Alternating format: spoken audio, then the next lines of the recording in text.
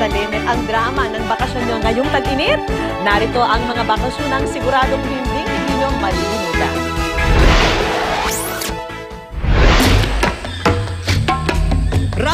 Ramdam na ang bangis ni Haring Araw ngayon. Ibig sabihin, it's time for a vacation. Kaya i-ready na ang pang-swimming at mga kaibigang kaladkarin para diskubrihin ang mga resort na hindi lang bongga, kakaiba rin ang kanilang mga tema. Bumiyahe kami ng higit 3 oras mula Maynila papuntang Bataan para ma-experience ang kakaibang resort. Ang tema, tila pang time travel daw.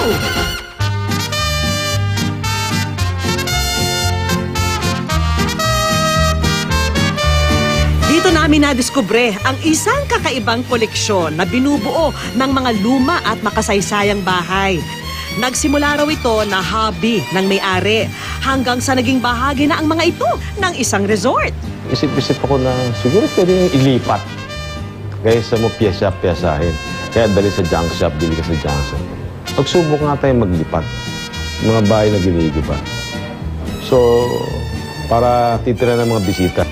Isang historical tour din ang handog nila sa mga bisita. Binibining Kim, and then Ginoong Daryl. Maligayang pagdating dito sa Las Casas, Pilipinas de Acuzar. Ako nga pala si Dexter, ang inyong tour guide. At ako ang inyong makakasama sa paglibot natin sa 27 makasaysayang bahay na nailipat dito sa Las Casas. Ang bahay na ito na may 7 kwarto, binuo pa noong 1890 sa Binondo. Ang pagrenta nito ay umaabot ng 150,000 pesos. Hindi katakataka ang presyo dahil na rin sa ganda ng arkitektura at sa gastos ng paglilipat at pagbubuo muli ng bahay. Ito yung una nating bahay na bibisitahin. Ito ang aming Casa Bizantina na natagpuan sa Peñarrubia Street, corner Madrid, San Nicolas, Binondo, Manila. Ang bahay na ito na tinatawag na Casa Bizantina ay isa sa mga naunang bahay na batod dito sa bansa na itinayo pa noong 1890. At ang bahay naman na to nanggaling pa sa Quiapo. So, itong flooring, about the flooring naman ng bahay. Itong tinutungtungan natin na sahig ng bahay, original flooring pa yan ng bahay, yan ay tinatawag na Piedra China. Ang bahay na ito raw ang tinaguriang pinakasikat na bahay noon sa Maynila noong taong 1908. Minsan din itong nagsilbi bilang Fine Arts Building ng University of the Philippines. Ipinapakita rin sa mga bisita kung paano binubuo muli ang mga lumang bahay. Ang mga materyales tulad ng tisa o bricks, dito rin mismo ginagawa. Mula sa paggawa ng clay, hanggang sa pagpulido ng hugis nito, pwedeng masaksihan ng mga turista. Pero ang highlight ng workshop, ang pagpasok sa napakalaking brick oven na ginawa nila para sa pagsusupply ng tisa para sa mga restoration project nila. At ang nakamamangha, ang brick oven na ito pwedeng pagkasyahan ng higit sa 30 tao. Isang oras naman mula sa Bataan, mararating ang Subic sa Zambales. Ang magkaibigang sina Kim at Daryl, dito unang napadpad. Dahil maraming isla rito sa bansa, importante ang mga lighthouse o parola na nagsisilbing guide sa mga naglalayag sa dagat. Pero dito sa Subic, meron pang ibang silbi ang parolang ito dahil ito ang naging inspiration ng isang luxury resort dito. It's really inspired by sailing and everything that's nautical. Of course, as it stands here in our background, it's a functional lighthouse and it also offers ultra comfort and memorable experiences for our guests. Pagkatapos mamahinga sa kanilang mga kwarto na umaabot ng 10,000 pesos per night, pwede nang mag-relax sa pinakailalim na bahagi ng parola na ginawa nilang bar.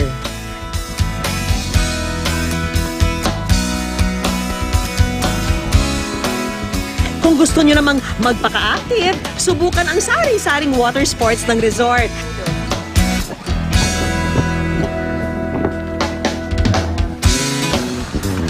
At dahil kilala ang Subic sa buong Asia bilang isang sailing destination, sinubukan ng magkaibigan ang yachting. 9,900 pesos ang pagrenta ng maliit na yate sa loob ng 2 oras. Kasama na rito ang short yachting course mula sa kanilang coach. Kaya naman itong si Daryl, excited nang i-apply ang kanyang mga natutunan. Napakasaya. Tapos, isang beses mo lang magagawa. Sa edad namin, parang ang hirap kasi sobrang mahal nga magganon. Sinubukan naman ni Kim ang pagpapatakbo ng yacht. Sobrang memorable, sobrang fun. Tapos once in a lifetime experience for me. Kasi sailing, hindi ko afford mag-rent ng boat.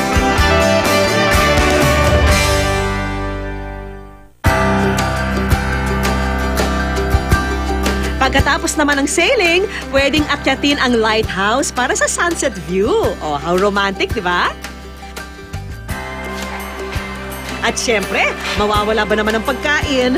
International cuisine ang specialty nila rito. Kabilang ang mga Mediterranean dish tulad ng kebab. At syempre, huwag kalimutan ang dessert. Mula naman sa Subic Port, sumakay ang 2 ng ferry papunta sa isang isla. Hindi naman sila nabagot sa biyahe dahil sunset cruise ang ibinida nito.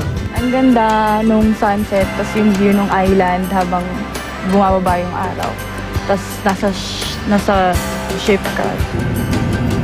Ang destinasyon, isang resort na kilala dati bilang Fort Wint na ipinangalan sa isang US Army General. Ngayon, isa na itong resort, complete with water sports at mga comfortable accommodation. Kasama na riyan ang kanilang mga beachfront room. Pero para sa mga magsing-irog, swak ang kanilang honeymoon suite complete with a spa experience. Dahil ang kwartong ito may steam bath, sauna at jacuzzi rin. But wait, there's more! May bonus pang private pool na may amazing view. Pero dahil hitik sa kasaysayan ang resort, kakaiba ang charm nito. Yung pinaka-edge namin from other resorts is the untold history of this island. And proof po ng untold history na yon yung mga batteries built during the American times. Mga Kastila ang unang nag-develop ng isla noong 16th century. Tungkulin itong protektahan ang Maynila laban sa mga paparating na barko. Nang sinakop ito ng mga Amerikano, ginawa nila itong base militar noong 1905. After that, nung Americans nang nag-handle nito, ginawa po nila, minodify nila, and naglagay po sila ng mga 4 na anti-aircraft machine guns dito sa Battery Lake and all over the island. So, meron po sila mga coast defense po dyan nilagay. Ang mga kanyon at gun storage na ginamit pang depensa, ngayon makikita na ng mga bisita sa historical tour. Pagkatapos nito, pwedeng-pwede nang mag-unwind sa kanilang sunset bar. Parang sobrang interesting for me na malaman na, ay ganito din pala to. So parang corridor, pero hindi siya na-detailed sa history natin. Sobrang napapangako kasi sobrang na-preserve nila yung mga talaga nung ginamit dati.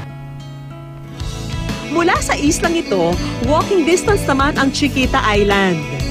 Mula sa shoreline, pwedeng lakarin ang likurang bahagi ng isla para mag-snorkel.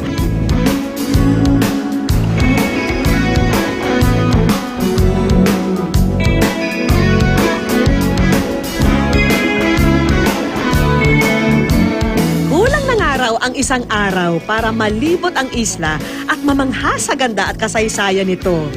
Pwedeng ma-experience ang lahat ng mga amenity at activity ng isla for 28,000 to 30,000 pesos. Hindi na kailangang sumakay ng eroplano para makarelax ng todo-todo. Kailangan lang mag-road trip para madiskubre ang mga bakasyonang inyong kamamanghaan.